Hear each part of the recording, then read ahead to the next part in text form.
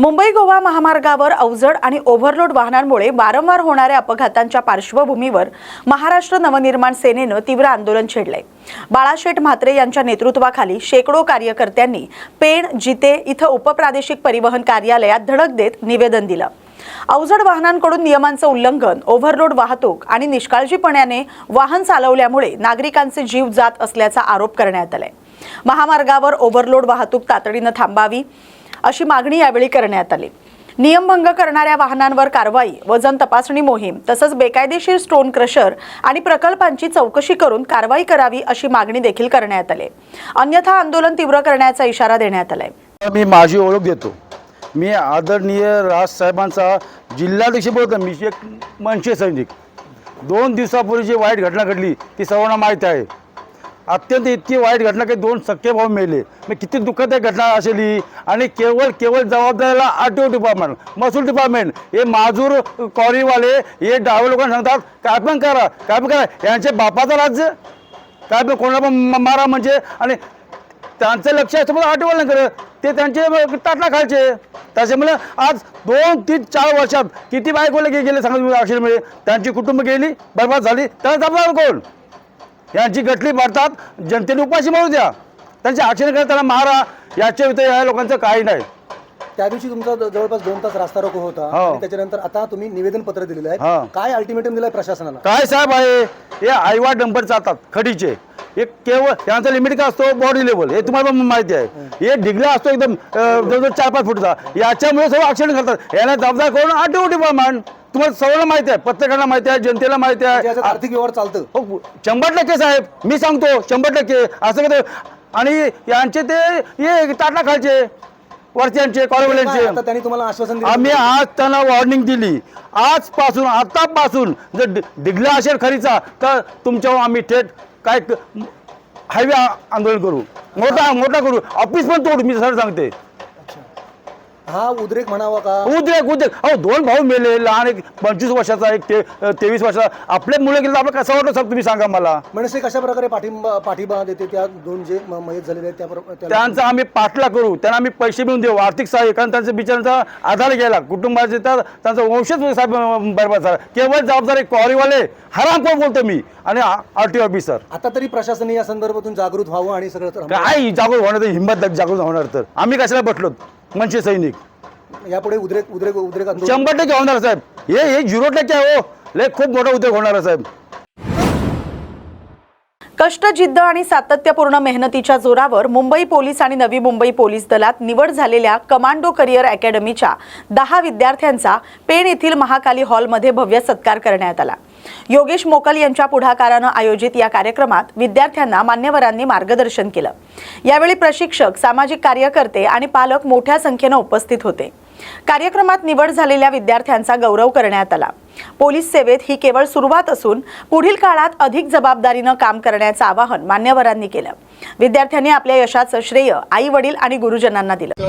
माझी नाही आहे तर ही आपल्या सर्वांची आहे। आपल्या मुलं कमांडो अकॅडमी इथे उभी राहिलेली आहे आणि जसं कुंदल सरांनी सांगितलेलं आहे 2022 मध्ये फक्त प्रशांत घरत आणि मी 2022 एप्रिलमध्ये फक्त आम्ही दोघंच इथे कमांडो अकॅडमीचा स्तंभ उभा करण्यासाठी दोघंच फक्त स्टार्ट झाली, इथे सुरुवात केली।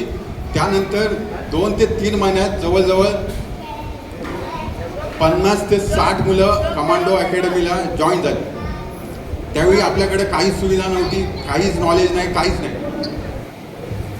तर माझे मामा चंद्रकांत खंडू पाटील हे सामाजिक कार्यकर्ते आहेत, तर मग त्यांच्या संपर्कात जाऊन आम्हाला मैदानाची सुविधा उपलब्ध करून दिली। जसं तुम्हाला माहिती आहे सरांना, जो क्लास पूर्वी होता राजू पोटेमार, तर ह्यांच्या संपर्कातूनच तो आपल्याला त्यांची सुविधा मिळाली आणि त्यामुळे आपल्याला क्लासेस वगैरे घेण्याचं योगदान मिळालं किंवा संधी मिळाली। नाहीतर मग मी फक्त फिजिकल घेणार होतो, क्लासेसची अजिबात मनात माझ्या, कारण शिक्षकच नाही, शिकवणार कोण? मी फक्त शारीरिक जो मैदानी परीक्षा आहे त्याची तयारी करून घेणार होतो। त्यानंतर कुणाल आहे, जयस आहे, अभय आहे. तर ह्यांच्या मदतीनं किंवा ह्यांच्या मार्गदर्शनामुळं आता जे काही यशस्वी विद्यार्थी आहेत ना, मी फक्त निमित्त आहे. मी कधीच नाही इथे शारीरिक मैदानात प्रॅक्टिससाठी पण कधीच नव्हतो.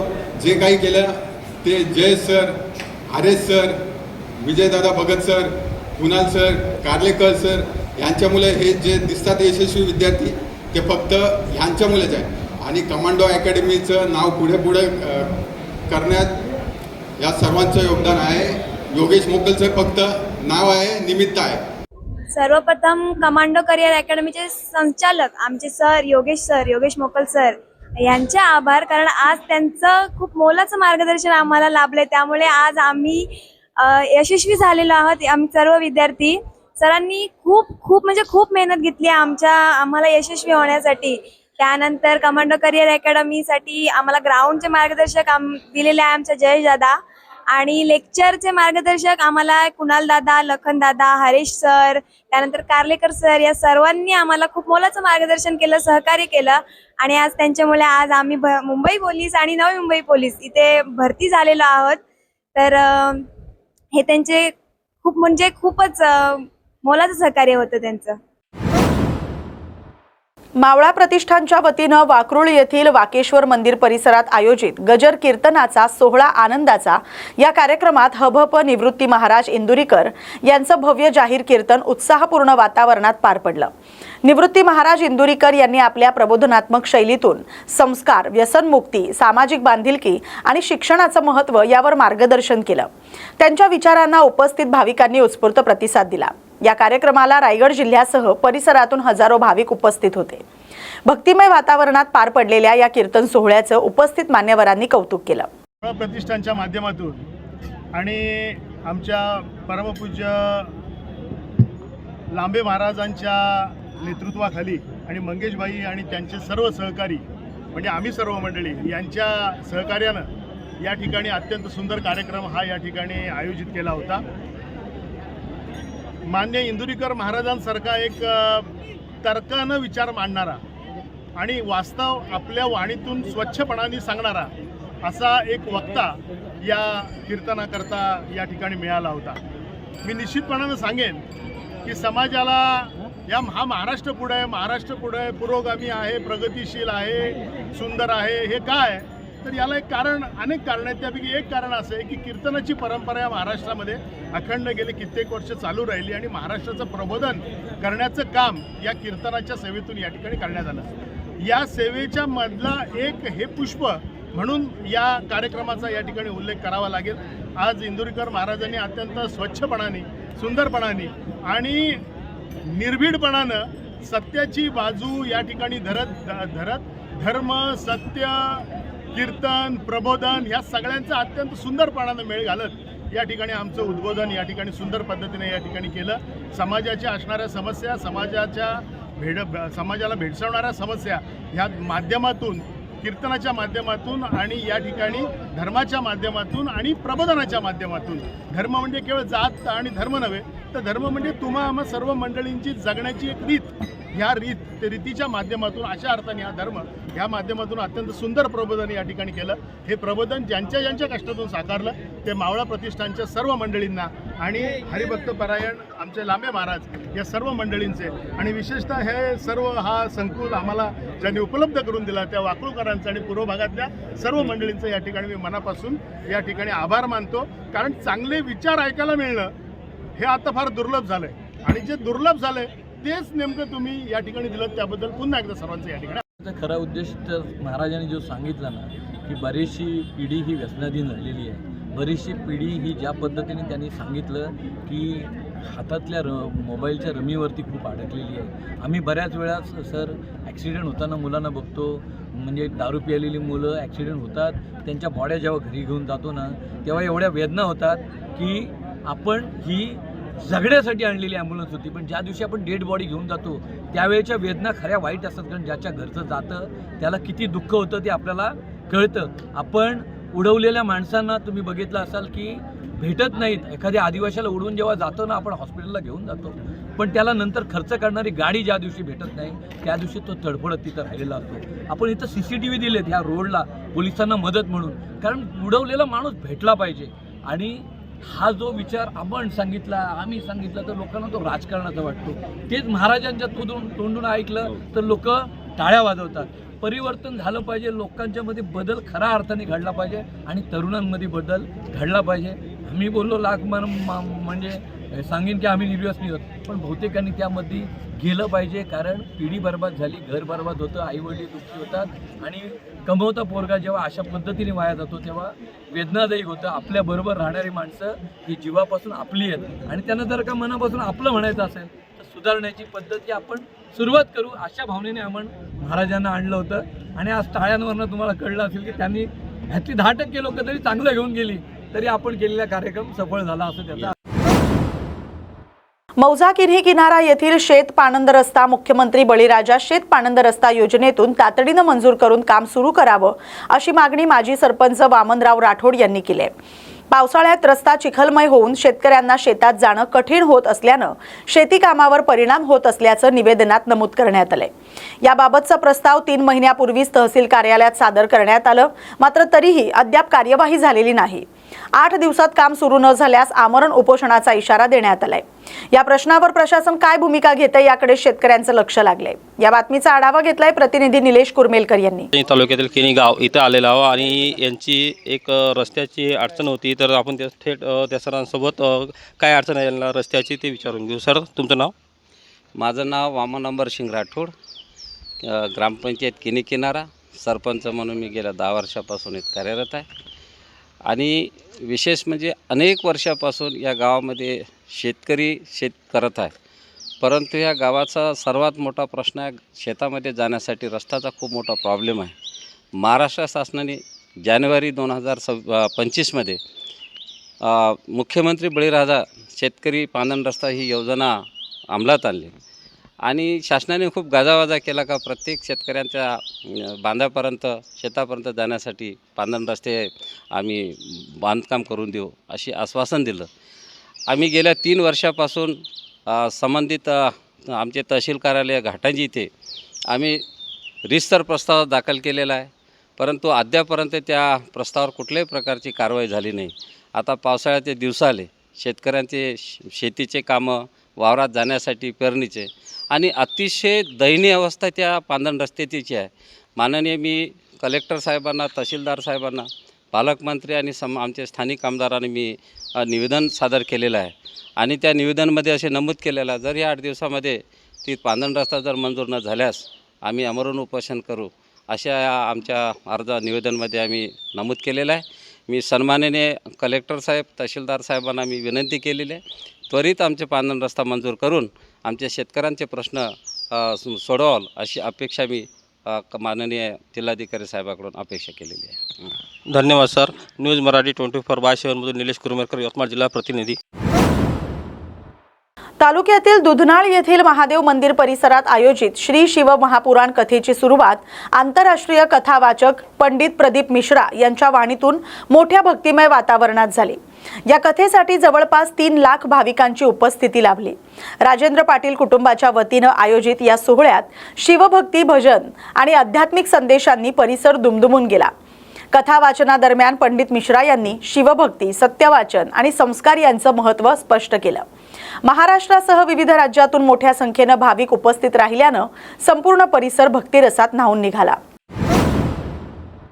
शेतकरी प्रश्नांनी गंभीर स्वरूप धारण केल्याच्या पार्श्वभूमीवर मुदखेड इथं शेकडो शेतकऱ्यांनी तहसील कार्यालयावर भव्य एल्गार मोर्चा काढला. बालाजी गाडे पाटील यांच्या नेतृत्वाखाली हा मोर्चा काढण्यात आला. या मोर्चात खासदार, शेतकरी नेते आणि काँग्रेस पदाधिकाऱ्यांनी सहभाग घेत सरकारच्या शेतकरी विरोधी धोरणांवर टीका केली. डिझेल टंचाई, खत बियाणं तुटवडा, पीक विमा आणि कर्ज समस्यांमुळे शेतकरी अडचणीत असल्याचा आरोप यावेळी करण्यात आला. तहसील कार्यालय परिसरात घोषणाबाजी करत शेतकऱ्यांनी तातडीनं प्रश्न सोडवण्याची मागणी केली. अन्यथा आंदोलन तीव्र करण्याचा इशारा देण्यात आला. ठिकाणावरती शेतकऱ्यांच्या विविध मागण्यांसाठी आम्ही हा मोर्चा घेतलेला आहे. त्यातली सगळ्यात महत्त्वाची मागणी म्हणजे पीक विम्याचे पैसे मुदखेड तालुक्यातील एका मंडळाला प्रशासनाच्या चुकीच्या पीक काढणी प्रयोगामुळे बाराटमध्ये मिळालेले आहेत. नंबर 1 ते मिळावेत. त्याचबरोबर काल अवकाळी पावसामुळे मोठ्या प्रमाणावरती केळींच्या बागांचं नुकसान झालेलं आहे, ते तात्काळ पंचनामे करून शेतकऱ्यांना त्याचे पैसे दिले जावेत. नंबर 3, शेतकऱ्यांना शेतीसाठी मिळणारी 3 फेस लाईन ही आता 6 तासावरती आलेली आहे. तात्काळ उद्योगपतींना तुम्ही 24 तास देतात आणि शेतकऱ्यांना देत नाही. आमची मागणी आहे की 12 तास दिवसात शेतकऱ्यांना 3 फेस लाईट मिळावी.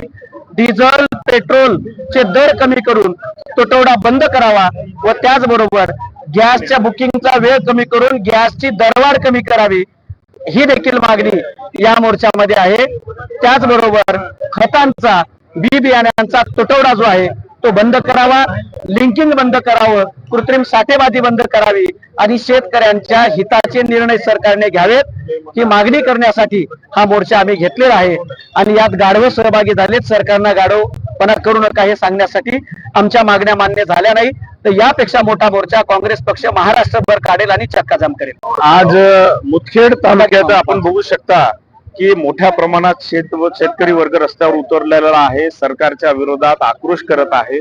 आणि या आज आक्रोश मोर्चाच्या निमित्तानं सरकारला शेतकऱ्यांनी एक इशारा दिलेला आहे की शेतकऱ्यांना मोठ्या प्रमाणात इंधनला टंचाईला अडचण करावी लागते, शेतकऱ्याचे शेतीचे कामं होत नाही, त्यांना डिझेल उपलब्ध होत नाहीये, मोठ्या प्रमाणात खत मुबलक भाव वाढलेले आहेत, खत मिळत नाहीये, शेतीला लाईट मिळत नाहीये, पीक विमा वेळेवर या ठिकाणी मिळत नाहीये, मोठ्या प्रमाणात मुदखेड प्रमाणात केळी पिकांचं नुकसान झालेलं आहे, त्याचे सर्वे लवकर होत नाहीयेत, त्याचं नुकसान भरपाई लवकर मिळत नाही. आणि या सर्वांच्या विरोधात शेतकरी आज रस्त्यावर उतरलेला आहे.